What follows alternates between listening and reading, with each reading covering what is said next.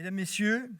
élus associatifs, représentants donc et acteurs de la communauté scientifique nationale et internationale, vous voudrez bien tout d'abord excuser mon absence ce jour pour la conclusion de ces travaux. Mais j'avais une obligation de représentation nationale pour le lancement de la campagne « Sauvons nos rivières » acte 2. Ce colloque international consacré donc au programme de recherche européen, outre l'état d'avancement et les premiers résultats, intervient donc à un moment privilégié du calendrier national et international. Fête de la nature en France, journée mondiale pour la libre circulation des poissons migrateurs, et enfin, lancement de la campagne nationale « Sauvons nos rivières ». À cet effet, et à la suite de mon intervention, vous aurez la présentation de quelques films qui viendront illustrer à la fois d'ailleurs et conforter et consolider vos travaux, mais aussi illustrer cette vaste campagne nationale portée par le réseau associatif de la pêche. Mais avant cela, j'aimerais tout simplement adresser à la fois mes remerciements, mes plus chaleureuses félicitations donc à tous les acteurs de ce colloque international, qu'ils soient français ou anglais en particulier. Nous étions il y a 4 ans de cela donc au Mont-Saint-Michel et on avait eu le plaisir et l'occasion de partager ensemble, je dirais donc les premiers travaux de lancement, je dirais de ce programme Interreg européen. Aujourd'hui, 4 ans après, je dirais malgré la crise sanitaire Covid, nous sommes là aujourd'hui pour à la fois partager les premiers travaux, mais aussi et surtout ce que j'ai pu apprécier, les premiers résultats, et je vous en serai particulièrement reconnaissant, notamment pour tous les enjeux qui sont associés donc à la préservation, à la restauration et à la connaissance sur les poissons migrateurs. En effet, on ne peut, je dirais, mieux protéger, mieux gérer que si cela s'appuie sur la connaissance. Et cette connaissance, à travers ce programme, est essentielle. Maintenant, et à ce stade, bien évidemment, j'aimerais, en tant que représentant du réseau associatif pêche et de nos structures à l'échelon national, avoir quelques mots un peu forts à l'attention je dirais de la collectivité, qu'elle soit publique, mais aussi de la communauté scientifique, et notamment par rapport, je dirais, aux perspectives qui devraient s'ouvrir à l'issue de ce programme Ça marche, mais bien évidemment pas que ce dernier. À cet effet, il me paraît essentiel, pour ne pas dire primordial, de valoriser, je dirais, et donc d'assurer et d'engager cette collaboration qui a été engagée donc à travers ce programme avec nos collègues anglo-saxons, à poursuivre, et en particulier pour la restauration et la gestion du saumon et de la truite de mer. Hier, dans une intervention, j'ai entendu effectivement qu'il va nous falloir aujourd'hui, outre la protection, passer à celui de la gestion. Et effectivement, nous sommes bien dans cette logique ou dans cette perspective à moyen terme, j'irai donc, et indépendamment bien évidemment des facteurs limitants anthropiques, et on les a, et ils nous ont été présentés tout au long de ces 2 journées, à travers ces travaux, des pistes à la fois de recherche complémentaires, mais aussi des éléments qui doivent nous permettre au mieux d'assurer la restauration des populations de poissons migrateurs, et notamment du saumon et de la truite de mer. Et puis, là aussi, poursuivre, je le disais à l'instant, l'acquisition de connaissances sur les salmonidés migrateurs en mer. Parce que la mer, on l'a dit tout à l'heure, ça a été dit hier encore, la mer, ce n'est plus une boîte noire, mais c'est encore une boîte grise, où l'état de la connaissance, à lui seul, n'est pas suffisant, ou tout au moins nécessite bien évidemment qu'on poursuive l'action qui a été engagée, les travaux qui sont engagés. Et je pense que le programme Ça marche en est une parfaite illustration. Et on espère que la communauté européenne sera sensible à la fois aux résultats obtenus, à l'implication de la communauté associative et la communauté scientifique pour poursuivre effectivement ces travaux d'acquisition de la connaissance. Et puis, j'aimerais avoir là aussi un message un peu plus national, vous m'en excuserez, à l'attention donc des structures associatives de pêche de loisirs et de protection des milieux aquatiques, notamment pour les encourager à poursuivre les actions qui sont aujourd'hui menées dans nos territoires, sur les bassins versants, aux côtés des autres acteurs, en particulier aux côtés des acteurs économiques, quelquefois contre les acteurs économiques, mais cela passe aussi par cela, parce que effectivement, tant en termes de suivi des milieux que de restauration, on peut considérer aujourd'hui que nos structures associatives n'ont pas été particulièrement impliquées donc, dans l'élaboration donc, du plan national migrateur amphi-halin. Ainsi, et par ailleurs, message tout particulier à l'attention donc, de notre gouvernement actuel et de l'État et de ses services déconcentrés à l'échelon des territoires, celui sur l'appel plus qu'à la vigilance sur les projets d'hydroélectricité, voire les errements que l'on a pu constater lors du débat parlementaire concernant la loi climat et résilience, et notamment qui exclut des obligations de libre circulation des poissons migrateurs à un certain nombre d'acteurs dans nos territoires, au motif qu'ils pourraient produire quelques kilowatts d'hydroélectricité. Donc l'État, ainsi, doit mettre en place une réelle stratégie de suivi et de restauration aussi des passes à poissons existantes. Je vais prendre l'exemple de la Basse-Normandie que je connais bien, plus particulièrement, et qui d'ailleurs a fait l'objet est intégré au programme de recherche Ça marche, sur un parc qui est un peu plus de 356 passes à poissons. Aujourd'hui, à l'heure où je vous parle, il y a à peine 15% de ces passes à poissons qui sont fonctionnelles. Ce qui prouve bien que les passes à poissons aujourd'hui, sont très mobilisateurs de fonds publics, 2, ne sont pas forcément efficientes pour toutes les espèces migratrices, et troisièmement,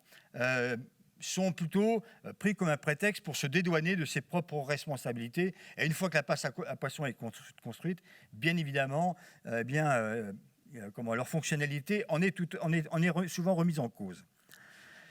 Donc, et pour conclure, puisque c'est effectivement dans mon propos, je souhaitais aussi descendre de l'international au national et viser le local, je ne peux m'empêcher bien évidemment d'avoir un mot particulier pour mes collègues bretons et pour les structures associatives de pêche de loisirs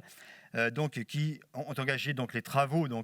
et poursuivent leurs travaux sur notamment un point d'actualité un peu particulier qui est celui de la mortalité des saumons en Bretagne. Là aussi, l'État doit être partie prenante donc, de ces travaux et pas simplement observateur. Autre élément dans lequel, effectivement, nous souhaitons voir l'action au local se développer, c'est notamment, alors ça a été peu traité dans l'état de la connaissance, je dirais, donc à l'interface, plateau continental, milieu marin, c'est celui de, des captures de pêche de salmonidés migrateurs par les pêcheurs de loisirs en mer. Là aussi, on doit effectivement mettre en place, il me semble essentiel, pour ne pas dire impératif, qu'un protocole de suivi des captures en mer de salmonidés, notamment des saumons et des truites de mer, soit mis en place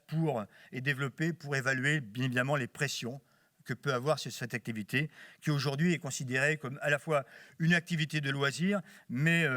quelque chose qui est plutôt un espace de liberté. La liberté, elle a ses limites quand elle vient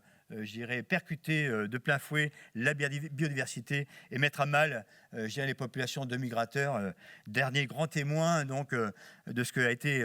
là aussi, je ferai une petite allusion à la Genèse. Alors, pour certains, ça ne dira pas grand-chose, mais il faut savoir que le 5e jour, les poissons ont été créés au niveau des espèces au même titre que les oiseaux. Et je pense qu'aujourd'hui, je souhaiterais avoir ce message qui est,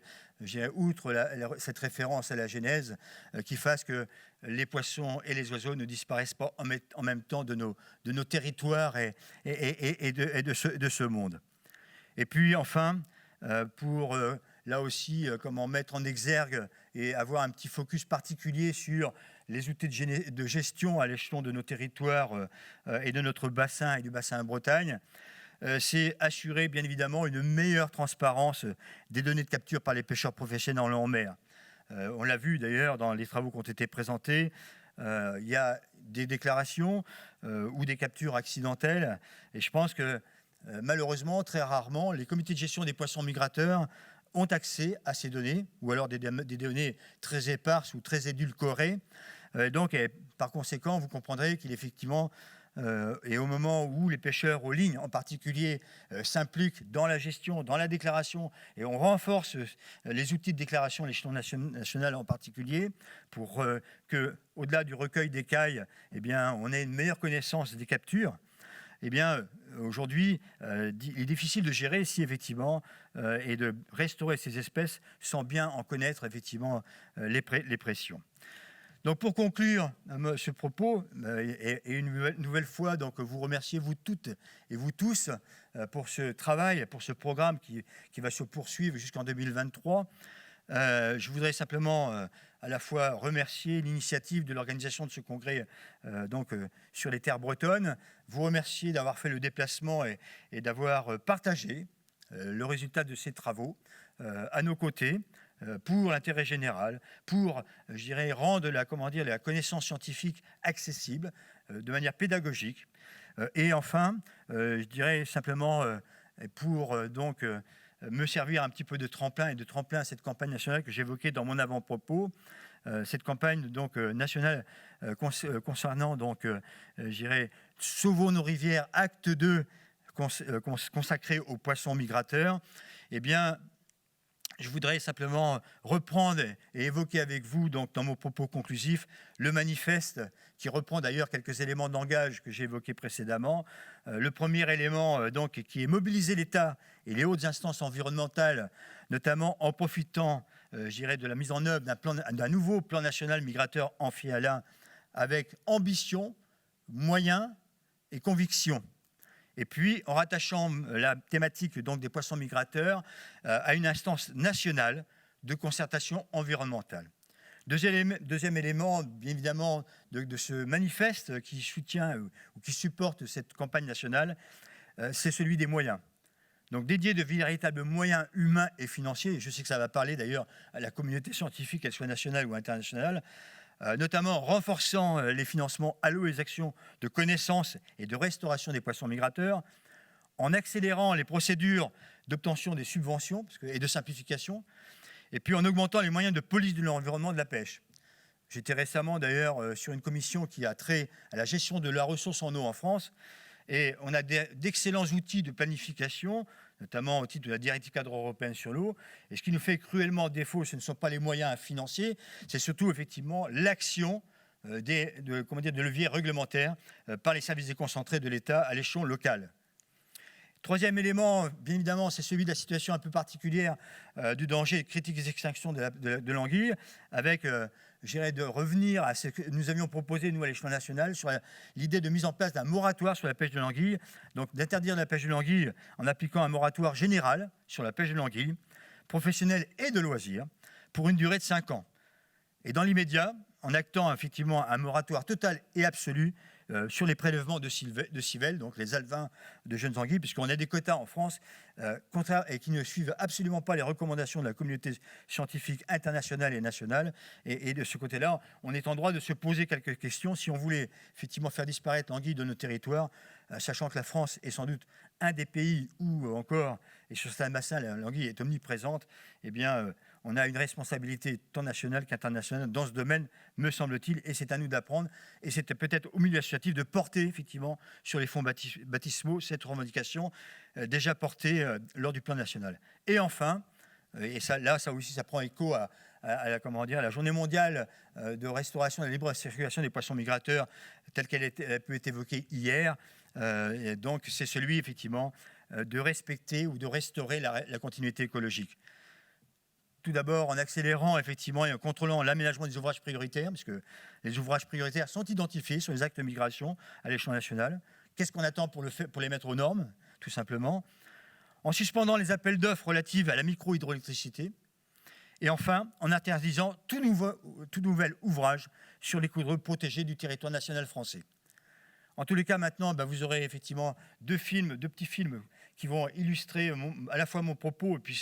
servir de support à cette campagne nationale. Moi, il me reste à vous quitter, à vous remercier de votre attention et à vous dire,